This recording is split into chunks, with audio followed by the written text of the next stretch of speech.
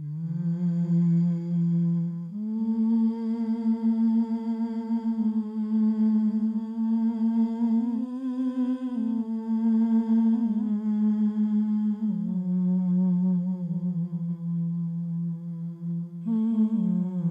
observe prayer, and pay the zakat, and bow down with those who bow.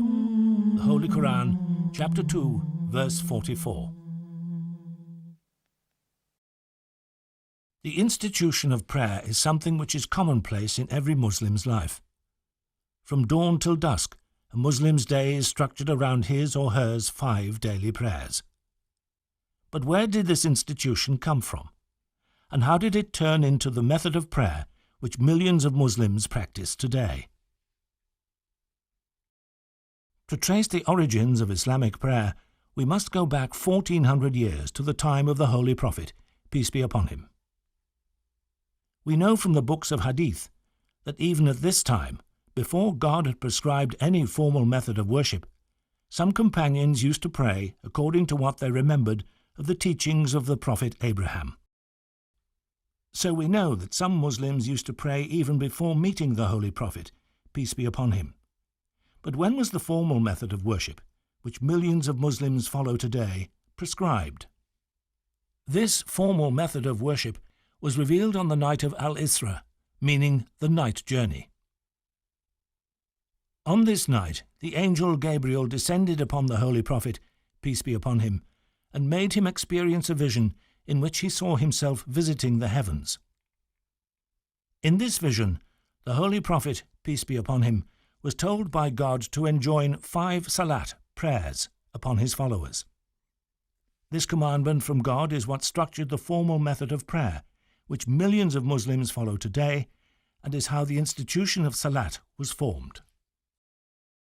Allahu Akbar, Allahu Akbar, Allahu Akbar,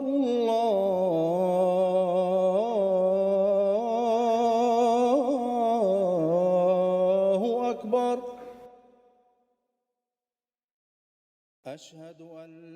The Adhan, or call to prayer, the words of which are whispered into every newborn Muslim's ear, is something which was revealed to a companion of the Holy Prophet, peace be upon him. In the early days of Islam, there was no prescribed way of telling people that the time for prayer had commenced, nor was there any way to call the Muslims to the mosque for congregational prayers. Some companions of the Holy Prophet, peace be upon him, suggested the ringing of bells and the blowing of conches or horns, similar practices to those of the Christians and Jews. But none of these proposals appealed to the Holy Prophet, peace be upon him. One morning, Abdullah ibn Zayd, may Allah be pleased with him, one of the companions of the Holy Prophet, peace be upon him, approached the Holy Prophet and related to him a dream which he had had the night before.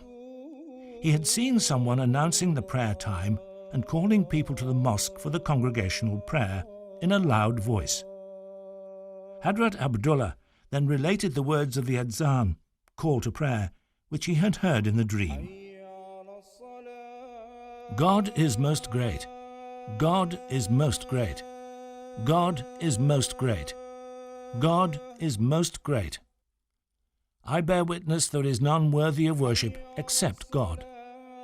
I bear witness there is none worthy of worship except God.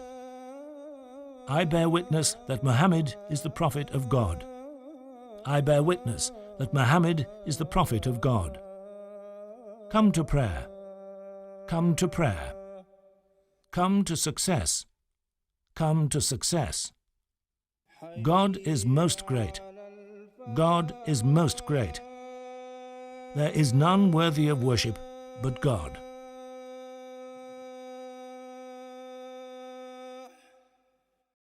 Hadrat Umar, may God be pleased with him, was also sitting in the company of the Holy Prophet, peace be upon him, and said that he had also had a dream and had heard the same words. The Holy Prophet, peace be upon him, was therefore in no doubt that this was a message from God.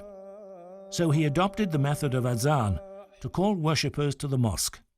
Azan is thus widely recognized as the call to prayer all over the world. The Kaaba is the most sacred site for Muslims today.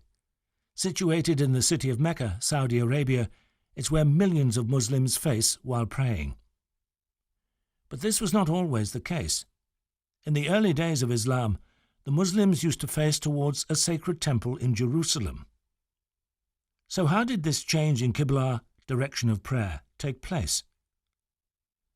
When the Holy Prophet, peace be upon him, was in Mecca, he was ordered by God to pray towards the sacred temple in Jerusalem. But in his heart of hearts, he wished his Qibla, direction of prayer, to be the Kaaba. The Holy Prophet's, peace be upon him, inclination was so strong that when he used to pray, he made sure that he was in such a direction as to face both the sacred temple in Jerusalem and the Kaaba in Mecca.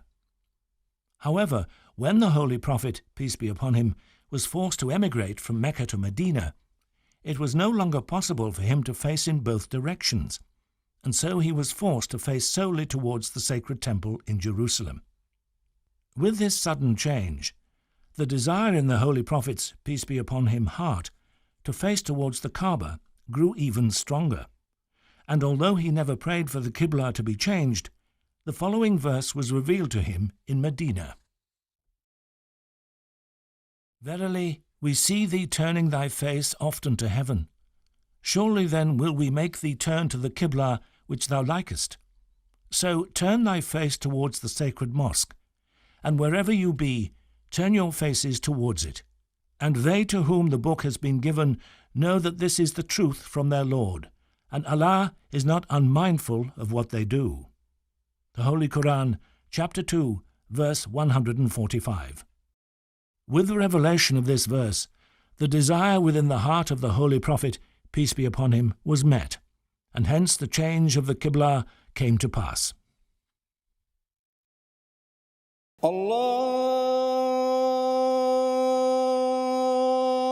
Akbar,